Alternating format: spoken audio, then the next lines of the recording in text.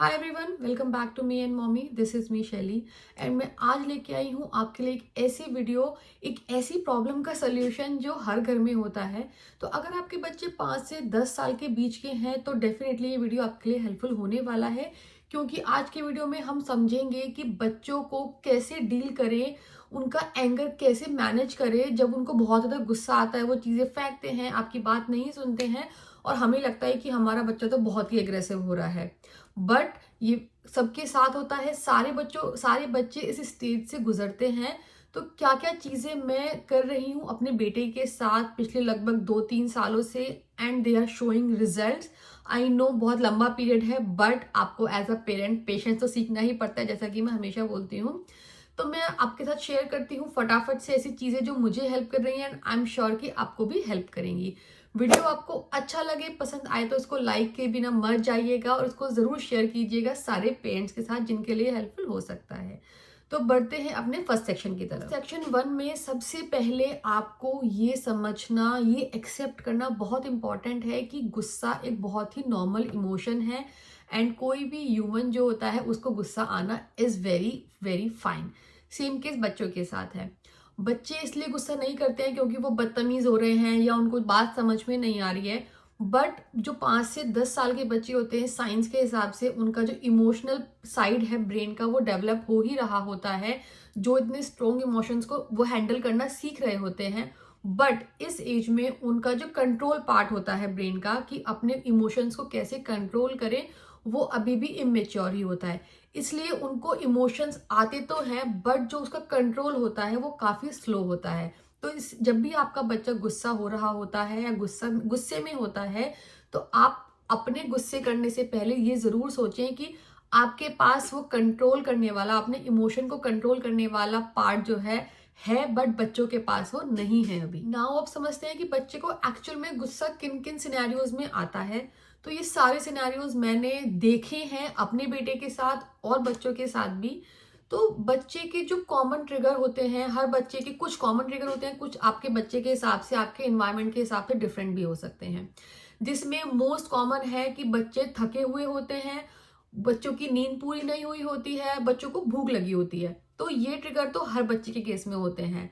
इसके अलावा बच्चे को अगर आप किसी से रेगुलरली कंपेयर करते हैं, चाहे वो स्कूल में हो, फैमिली में हो, कोई डिस्टेंट रिलेशन में हो, दोस्तों में हो, कंपैरिजन जो है बच्चों को इरिटेट करता है। कभी कभी ऐसा भी होता है कि बच्चे अटेंशन के लिए ऐसी चीजें करते हैं, अपना गुस्सा दिखाते हैं ताकि उनको अटेंशन मिले। इसके अलावा बच्चे को अगर बहुत ज्यादा वो स्क्रीन देखता है, बहुत ज्यादा टाइम बच्चा स्क्रीन पे स्पेंड करता है, तो डेफिनेटली आपने नोटिस किया होगा कि जब भी आप उसकी स्क्रीन बंद करते हैं तो बच्चे का गुस्सा ट्रिगर हो जाता है। इसके अलावा कभी कभी अगर आप बच्चे से बहुत ज्यादा एक्सपेक्ट करते हैं, मैंने नोटिस किया है दर्श के साथ कि कभी कभी हम कुछ अगर ऐसी चीजें बोल देते हैं जिसमें वो उन चीजों को वो अचीव नहीं कर पा रहा है, तो वो झुंझला जाता है, वो परेशान सा हो जाता है। तो ऐसे भी सिनेरियोज होते हैं कि अगर आप बच्चे से रेगुलरली ओवर एक्सपेक्ट करते हैं तो बच्चे का गुस्सा आपको बार बार देखने को मिलता है।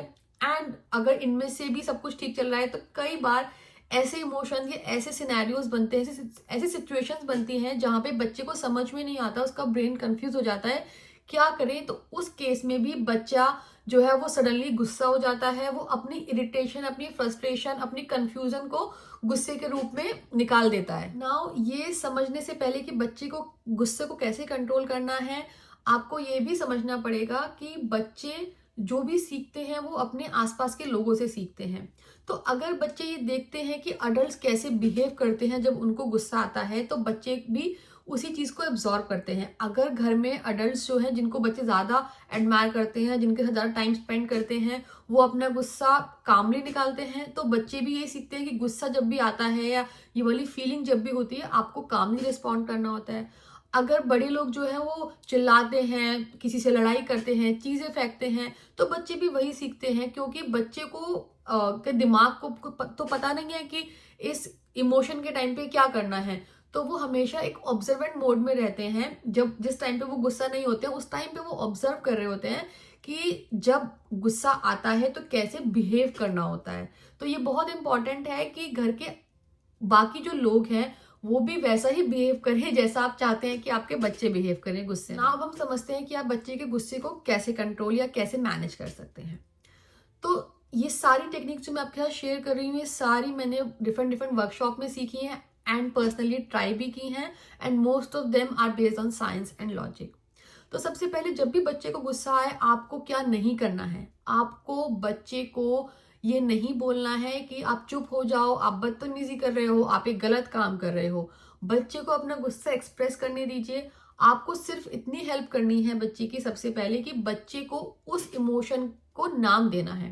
बिकॉज साइंस के अकॉर्डिंग अगर हमारे इमोशंस को हम नाम देते हैं तो वो एक फीलिंग देता है हमारे ब्रेन को दैट दिस इज नॉर्मल, मैं कुछ भी एबनॉर्मल नहीं कर रहा हूँ। और वो एक फर्स्ट ट्रिगर होता है जो काम बच्चे के गुस्से को काम करने में हेल्प करता है। तो आप इस तरीके से बच्चे से बोल सकते हैं कि आई नो कि आप इस चीज को लेके अपसेट हो, आई नो कि आपको जो फील हो रहा है वो, उसको फ्रस्ट्रेशन बोलते हैं, उसको एंगर बोलते हैं, उसको कंफ्यूजन बोलते हैं। इस तरीके से जो भी आपको लग रहा है कि उस सिचुएशन में बच्चा फील कर रहा है, आप उस इमोशन को एक नाम दीजिए। नेक्स्ट पॉइंट जो आप अपने आप से भी रिलेट कर सकते हैं कि जब भी आप गुस्से में होते हैं और आपको कोई चीज सिखाता है, कोई लेक्चर देता है, कोई लेसन देता है, आपको बहुत गुस्सा आता होगा और ज्यादा कि ये मेरी प्रॉब्लम तो समझ नहीं रहा है, मुझे लेक्चर और दे रहा है। सेम चीज बच्चों के साथ होती है, वो भी तो आखिरकार ह्यूमन ही है, उनका ब्रेन भी तो हमारी तरह ही है ना। तो जब भी बच्चे गुस्सा करें, आपका फोकस बच्चे को करेक्ट करने पे, बच्चे को लेक्चर देने पे नहीं होना चाहिए। कभी ये मत बोलिए देखो मैंने कहा था ना कि ये होगा और आपने ये कर दिया, या आप ये ऐसा गलत कर रहे हो, आपको ऐसे करना चाहिए। नहीं, आपको बच्चे को उस टाइम पे कुछ भी नहीं सिखाना है। उस टाइम पे आपका जो फोकस है वो बच्चे को काम करने पे ही होना चाहिए। जब बच्चे का गुस्सा ठंडा हो जाए उसके बाद डेफिनेटली आप उस सिचुएशन के बारे में बात कर सकते हैं। उससे एक तो बच्चे का जो एंगर का जो पीरियड है, ड्यूरेशन है, वो डेफिनेटली कम होगा क्योंकि आप उसको बढ़ा नहीं रहे हैं। एंड इसके अलावा जब बच्चा शांत होता है तो वो आपकी बात ज्यादा ध्यान से सुनता है, वो उस बात को समझता भी है और नेक्स्ट टाइम याद भी रखता है। नेक्स्ट एक टेक्निक आती है ब्रीदिंग टेक्निक, जो कि मल्टीपल तरीके से आप यूज कर सकते हैं बच्चे का गुस्सा शांत करने के लिए। आप बच्चे को बोल सकते हैं कि एक नाक से सांस लो, दूसरे से छोड़ो, आंख बंद करके ब्रीदिंग करो। मैं दर्श के साथ जो प्रैक्टिस करती हूँ दैट इज ओम। जब भी दर्श को गुस्सा आता है, हम ये ट्राई करते हैं कि मैं उसे 5 से 10 सेकंड का टाइम दूं, जिसमें कि उसको जो करना है अपने गुस्से में वो करे। एंड उसके बाद मैं उसे बोलती हूँ कि ठीक है, आई एक्नॉलेज कि आपको गुस्सा आ रहा है, आप परेशान हो, but let's do the om first. ओम के बाद हम बात करेंगे आपको किस चीज से प्रॉब्लम हो रही है। तो जब बच्चा वो ब्रीदिंग करता है, दर्ज वो लंबा सा ओम बोलता है, मैं भी उसके साथ उस टाइम पे वो प्रैक्टिस करती हूँ। आप किसी भी तरीके से बच्चे की ब्रीदिंग प्रैक्टिस करा सकते हैं। उससे क्या होता है कि ब्रेन को सिग्नल मिलता है, बच्चे का फोकस चेंज हो जाता है, वो ब्रीदिंग पे फोकस करता है और आप देखेंगे कि सडनली बच्चे का मूड काफी बेटर हो गया है। बट अगर आपका बच्चा ब्रीदिंग के लिए रेडी नहीं है, या वो इतना ज्यादा गुस्से में है कि उसको ब्रीदिंग करने में कोई इंटरेस्ट नहीं है, वो सुन ही नहीं रहा है, उस केस में आप कुछ ऐसे फिजिकल एक्टिविटी बच्चे को दे सकते हैं करने के लिए, जिससे कि उसकी जो बॉडी में जो गुस्सा है वो बाहर निकले। आप बच्चे को वॉल पुश करने के लिए बोल सकते हैं, कोई चीज पंच करने के लिए दे सकते हैं, उसके सॉफ्ट टॉयज को फेंकने के लिए दे सकते हैं। तो जब बच्चा ये सारी फिजिकल चीजें करता है तो उसकी बॉडी से जो है एंगर रिलीज होता है, बच्चे के नर्वस सिस्टम को बेटर लगता है। एंड अगर आपको ये लग रहा है कि इसकी वजह से बच्चों में एग्रेशन बढ़ेगा, तो ऐसा नहीं है। आजकल इतनी सारी स्ट्रेस बॉल्स आती हैं, वो इसीलिए होती है क्योंकि जब हमारी बॉडी में जो स्ट्रेस है उसको हम किसी और चीज के ऊपर निकालते हैं तो वो स्ट्रेस जो है ट्रांसफर हो जाता है। एंड जो बच्चे के वो मूवमेंट्स है उसमें वो ऑलरेडी एग्रेसिव है, वो बस अपने उस एग्रेशन को अपनी बॉडी से बाहर निकालने की कोशिश कर रहा है। तो आप कोई भी ऐसी एक्टिविटी बच्चे को दे सकते हैं जिससे वो फिजिकली एक्टिव हो और उसको कोई नुकसान भी ना हो। ये तो हमने बात की कि जिस टाइम पे बच्चे को गुस्सा आता है उस टाइम पे आपको क्या करना चाहिए। बट बच्चे को गुस्सा आना कैसे कम करना है, उसके लिए आप बच्चे को एक इमोशनल चेक इन जरूर दें। बच्चे से डेली जो भी आपको लगता है कि जिस टाइम पे बच्चा इमोशनली आपसे कनेक्ट करता है, जैसे दर्श के केस में हम दोनों रात को ज्यादा बातें करते हैं क्योंकि रात को दर्श काफी ज्यादा काम होता है, वो मेरी बातें इजीली सुन लेता है और मुझसे बात करने के मूड में भी होता है। पूरा दिन वो ऐसा नहीं होता है। तो सेम आप अपने बच्चे के साथ चेक कर सकते हैं ऐसा कौन सा टाइम है जिस टाइम पे बच्चा आपसे इमोशनली कनेक्ट कर सकता है, बच्चा आपकी बात सुनता है, बच्चा आपसे अपने मन की बात कहता है। तो उस टाइम पे आप बच्चे के साथ जरूर बात करें कि उसको दिन में किन चीजों ने परेशान किया, किन चीजों को उसको अच्छा फील नहीं हुआ, किन चीजों की वजह से उसको बुरा लगा, या कोई ऐसी चीज जो वो चाहता है कि दोबारा ना हो, किस चीज की वजह से और साथ दिन में गुस्सा आया। तो इन सब बातों की वजह से जब बच्चा अपने जो थॉट्स हैं, अपने जो बैड थॉट्स हैं, नेगेटिव थॉट्स हैं, वो निकाल पाता है, आप डेफिनेटली जब आप उससे बात करेंगे, आप उसे ये भी समझा सकते हैं कि वो नेक्स्ट टाइम उस सिचुएशन में क्या कर सकते हैं, तो बच्चे के जो फ्यूचर में जो उसको गुस्सा आने वाला है वो एपिसोड्स डेफिनेटली कम होंगे, क्योंकि बच्चे को पता होगा कि जब लास्ट टाइम इस सिचुएशन के बारे में उसने आपसे बात की थी तो आपने उसे क्या सजेस्ट किया था। इस तरीके से आपको दो डायरेक्शन में हेल्प कर रहा है। एक तो even I should say 3 direction में हेल्प कर रहा है। एक तो बच्चे से आपका इमोशनल बॉन्डिंग बढ़ रही है, इमोशनल कनेक्ट बढ़ रहा है, बच्चे के 7 दिन में क्या हुआ है वो आपको पता लग रहा है, एंड आप बच्चे को हेल्प कर पा रहे हैं नेक्स्ट टाइम उन चीज़ों को उन चीज़ों में सपोर्ट करने में कि उसे क्या करना चाहिए, क्योंकि आप हमेशा अपने बच्चे के साथ नहीं हो सकते हैं। एंड थर्ड, नेक्स्ट टाइम बच्चे को पता होगा कि मम्मा डैडी ने ये बोला था कि इस सिचुएशन में ऐसे बिहेव करना है, ऐसे रिएक्ट करना है, तो वो उनका जो ब्रेन है वो ज़्यादा बेटर तरीके से उस सिचुएशन को हैंडल कर पाएगा। तो ये इमोशनल चेक इन जो है ये बहुत हेल्पफुल रहता है। एंड अगर आपके बच्चे टीनेजर वाली एज में पहुंचने वाले हैं तो ये आपको डेफिनेटली ये प्रैक्टिस आपको स्टार्ट करनी चाहिए। क्या चीजें हैं जो डेफिनेटली आपको नहीं करनी है बच्चे, अगर आप चाहते हैं कि आपके बच्चे का एंगर आप मैनेज करें? सबसे पहले बच्चे की पिटाई नहीं करनी है। आपको कभी भी बच्चे को ये नहीं बोलना है कि आप बिना बात के गुस्से हो, इस बात का कोई सेंस नहीं है। आपके बच्चे को आपको कंपैरिजन नहीं करना है कि अच्छा उसने तो ऐसे किया, या आपका भाई बहन ऐसे इतने अच्छे हैं, इतने अच्छे ग्रेड्स लाते हैं, इतने अच्छे से बिहेव करते हैं, वो सब आपको कुछ नहीं करना है।